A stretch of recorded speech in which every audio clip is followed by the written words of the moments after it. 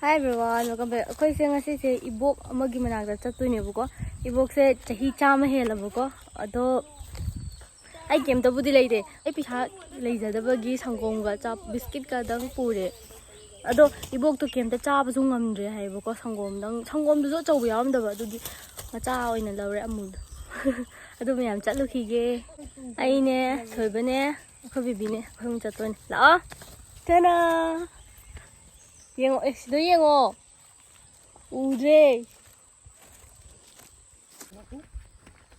Hey, tôi giá mà pick up cái này phải gì over đó.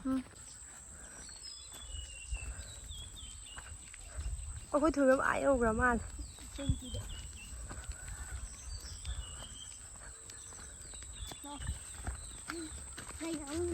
Hay nè. Mà mình phải nuôi hết vô cùng. Ziri da. Wow, how is it?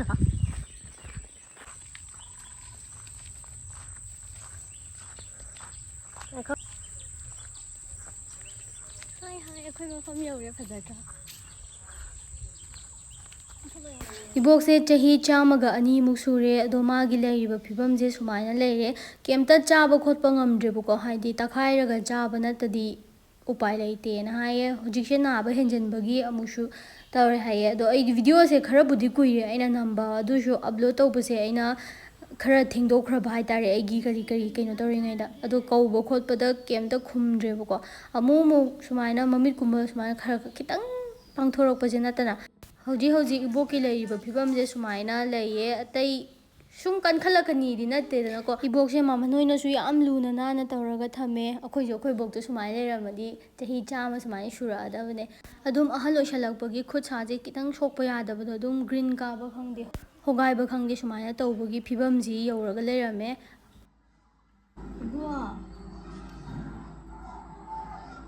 kanna kaudradi tade na so hayebuko adugi aina su yam kanna su kausandraba dum tumaga leirabo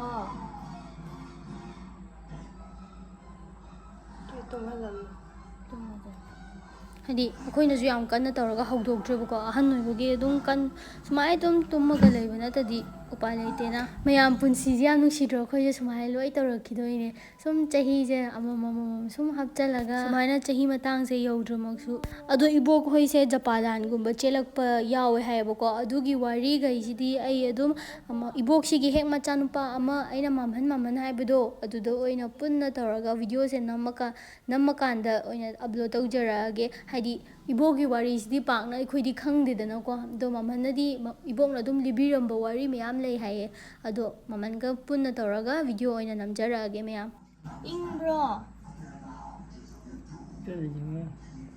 tumde ngasaidagi hangbaje sumaina ama ni dang khumaego ko yam sabro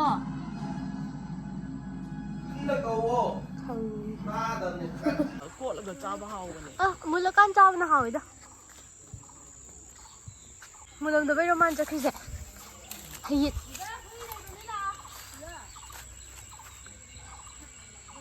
tada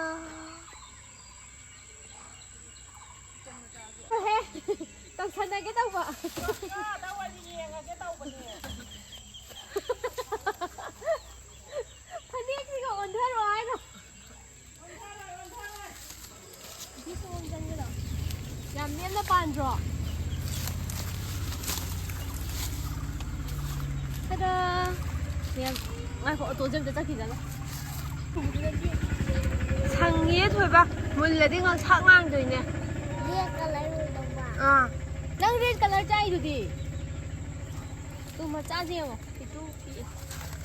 Cha ba ya ji. Mathak ta mayam pa li ju ba. Rong chro. Hai miam si hayit ni. Hai da ni. Adum la o. Adum miam sala o. Sini miam. Ka gru ko ka me ro. Cha na sala. Chị tôi mẹ áo bay cho nó bay đi dữ bra Sisu. Sise morok metlaga chabasu chanaba sugairaga. Asida amunba amadi leyebuko. Chekna chagibagi.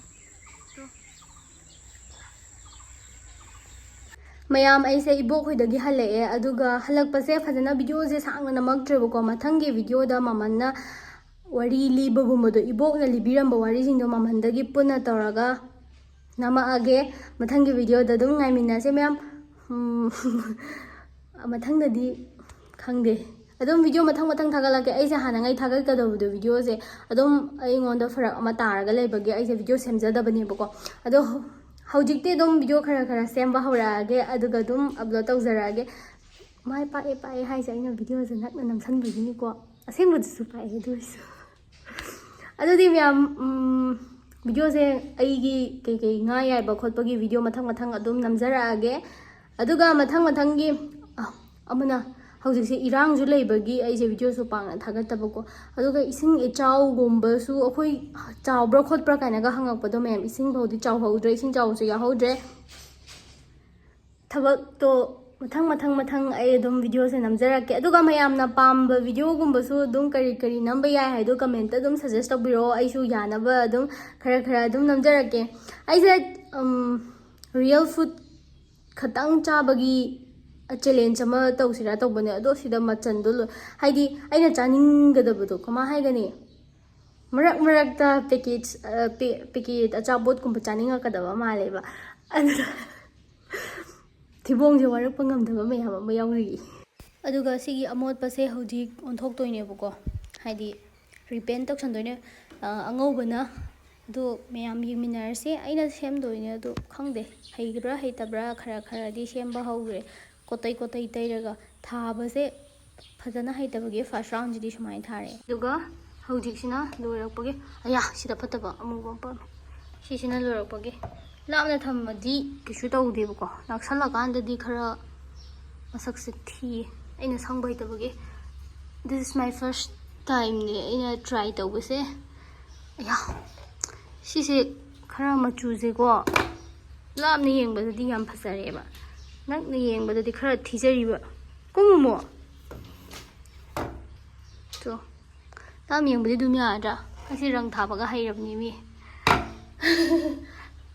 adudi hoji numidang wairamgi thabak kai tawdoine boko thabai ja tai kemta nate nga yaiba akhoi mana pukhi dagi sise ina mukson bagi nga muka nga mayam phai boko mai je kitang nungai tabagi khara macet yaiba hore ado dum video je aino koina nambado tanbagi matek khara namsalak pasing dune boko mayam kuina nangrabani haidi first round second round kuina mayam yai greba ado yaibado aina phajana kaino tawraktraba video loi namdraba daga sina ina pina india gi flag mutu ba lei khara sari Ya amma de business hawrani ado lei sabata mi ma kana hana school da sarak pajane lay order tawbadi haibasingdo masida yumda training khara hawre mayam achauba sani haye mana achauba mai je khara di pi eboko khara achauba kamai gani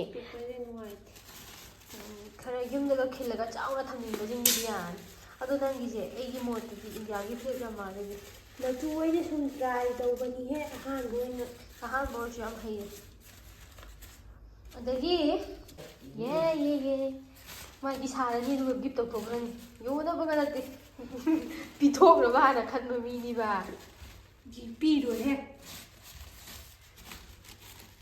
isinga taragani ko pipe sida ta ko asi thumma thida Mali bilai da bumi ko ai bumi